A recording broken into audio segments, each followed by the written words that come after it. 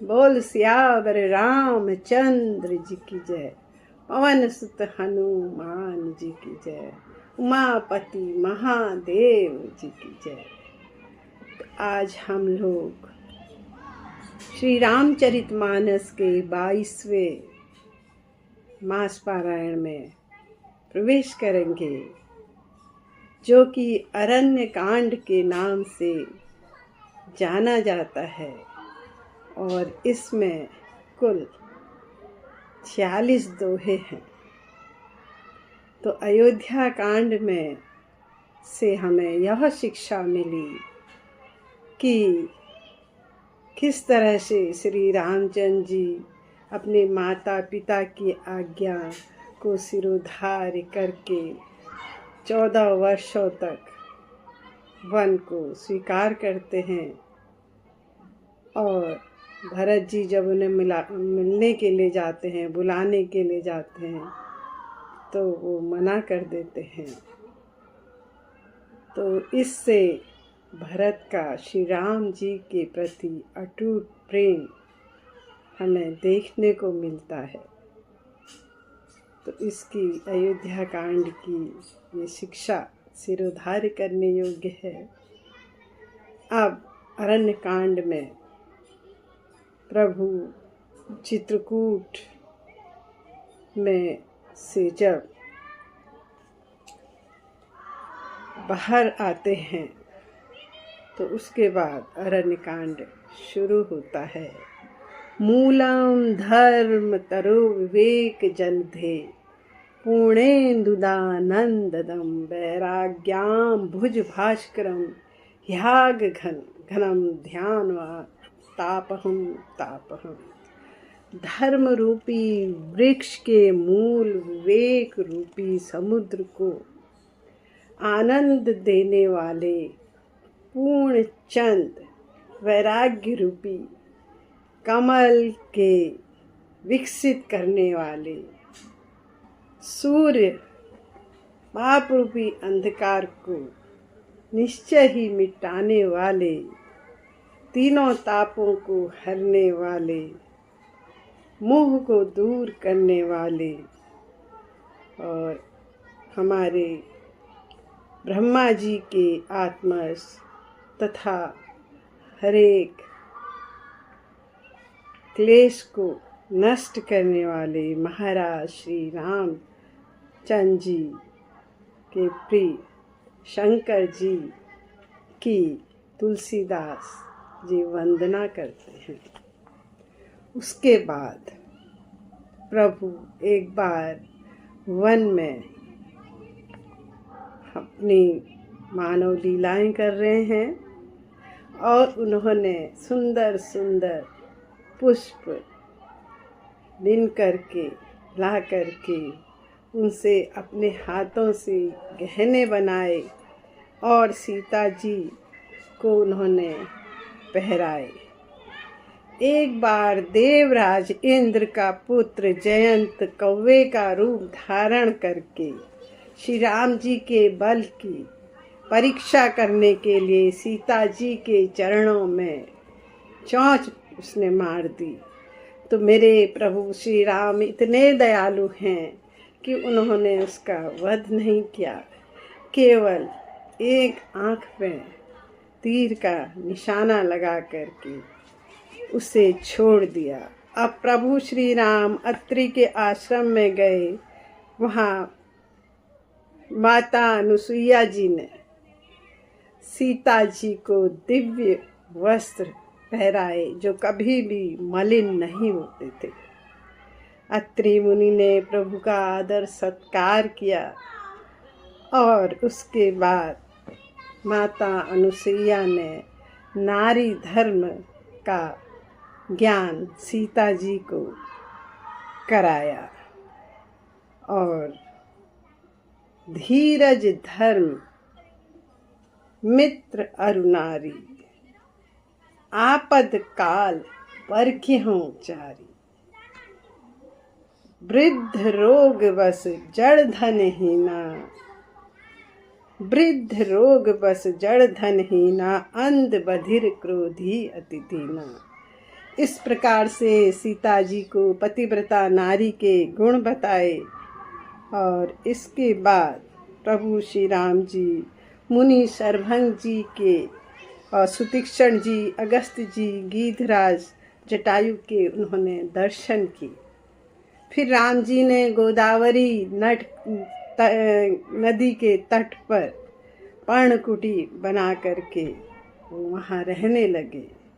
वहाँ पंचवटी में रावण की बहन सूर्पनखा श्री राम जी के रूप में मोहित हो गई और उनसे कहने लगी, तुम सम पुरुष न मोह सम नारी, यह संजोग विधि रचा बिचारी। और प्रभु राम जी उनको बहुत समझाते हैं कि ऐसा नहीं हो सकता है, तुम लक्ष्मण के पास जाओ, वो शायद तुमसे विवाह कर ले। लेकिन वो उनसे लक्ष्मण भी उनको मना कर देते हैं। और जब वो भयंकर रूप देखकर सीता जी को डराने का प्रयास करती है तो उसी समय लक्ष्मण जी उनके सूर्पनखा के नाक को काट देते हैं। और सूर्पनखा वहाँ से रोती बिलखती हुई अपने भाई खर और दूषण के पास जा। जब खरदूषण श्री राम जी से युद्ध करते हुए मारे गए तो सूर्पनखा अपने भाई रावण के पास गई और बोली, भाई खरदूषण युद्ध में मारे गए हैं। तो रावण समझ गया कि प्रभु ने कहीं अवतार ले लिया है और उन्हीं के हाथों से वो मेरे दोनों वीर भाई मारे गए, क्योंकि वह बहुत ही मेरे समान बलशाली थे। उन्हें प्रभु के अलावा कोई नहीं मार सकता। तो ऐसा सोच करके रावण ने कहा, अब मुझसे भक्ति तो नहीं होगी, लेकिन मैं प्रभु से वैर करके ही परम गति को प्राप्त होऊंगा। और ऐसा मन में विचार करके वो मारीच के पास गए और मारीच से बोले कि तुम सोने का कपट मृग बनो, और जब प्रभु तुम्हारे पीछे तुम्हें मारने के लिए जाएंगे तो उस बीच में मैं सीता जी को हर लूँगा। मारीच ने मना किया, लेकिन फिर सोचा मरना तो मुझे रावण के हाथ से भी है, प्रभु राम के हाथ से भी है, तो क्यों ना मैं प्रभु राम के हाथों से ही मरना स्वीकार करूं। और ऐसा कह करके वह कपट मृग बना और बहुत सुंदर स्वर्ण का मृग देख करके सीता जी कहने लगी श्री राम से, प्रभु इसकी जो खाल है वो मेरे लिए आप ले आइए। प्रभु जबकि जानते थे कि यह कपट मृग है, लेकिन फिर भी उन्होंने नरलीला करनी थी, इसलिए वो धनुष बाण लेकर के उस कपट मृग के पीछे दौड़ पड़े और लक्ष्मण से कहने लगे कि तुम सीता जी की रक्षा करना। और इस तरह से जब मारीच मारा गया तो उसने पहले प्रभु राम का नाम लिया और उसके बाद लक्ष्मण का नाम लिया। लक्ष्मण का नाम इतनी ज़ोर से लिया कि सीता माता को लगा कि प्रभु राम संकट में है। तो ऐसा सुन करके सीता जी कहने लगी, लक्ष्मण जाओ, तुम्हारे भाई बहुत ही ज़्यादा विपदा में हैं।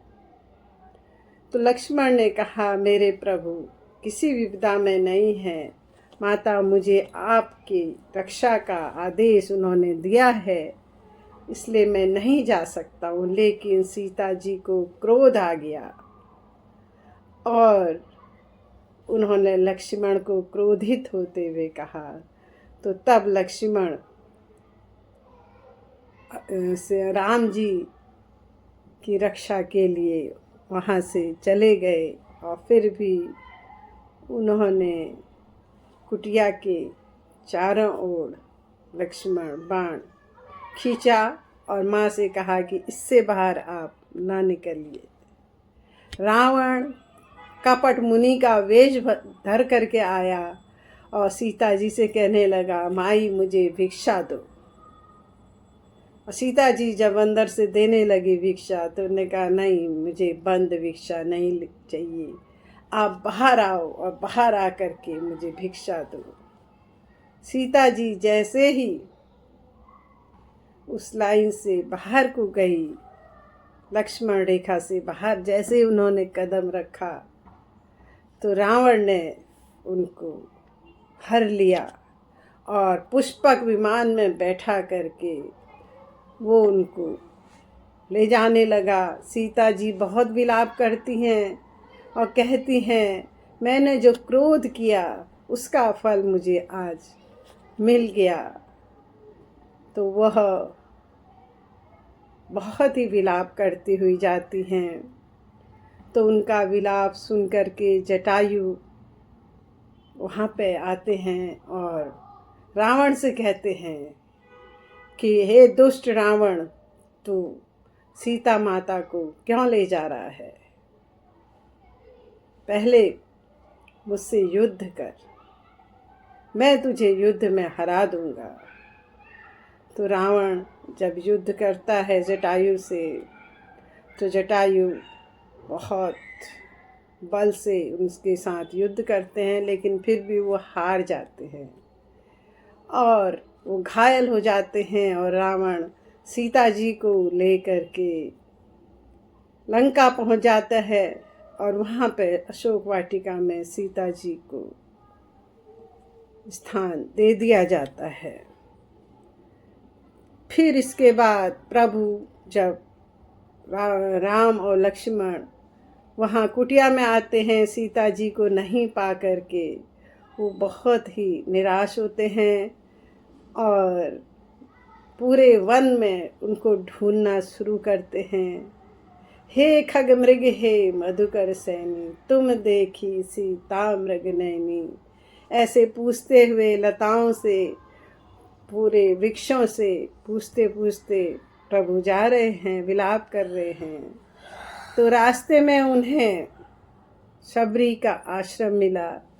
शबरी उनकी परम भक्त हैं और वो रोज़ रास्ता साफ करती हैं, उसमें फूल बिछाती हैं और वन से कंद मूल फल लाती हैं और चख चख के देखती हैं कि मीठा है या खट्टा। अगर मीठा होता है तो प्रभु के लिए, प्रसाद के लिए रख देती हैं। तो उस दिन भी उस शबरी ने वही किया था। वो तो सालों से ये कार्य कर रही थी, क्योंकि उनके गुरुजी ने कहा था कि एक दिन अवश्य प्रभु तुम्हें दर्शन देंगे। और इस तरह से शबरी रोज उनकी राह देखती है और उस दिन प्रभु श्री राम लक्ष्मण सहित वहाँ पहुँच जाते हैं और शबरी उनके चरणों में लिपट जाती है, कहती है, प्रभु आज मैं धन्य हो गई, और मीठे मीठे बेर प्रभु को खिलाती है। तो इस तरह से शबरी को भगवान राम नौधा भक्ति का उपदेश देते हैं और शबरी ही उन्हें बताती है कि प्रभु अब आप पंपापुर जाइए, वहीं आपको सीता जी का पता मिलेगा।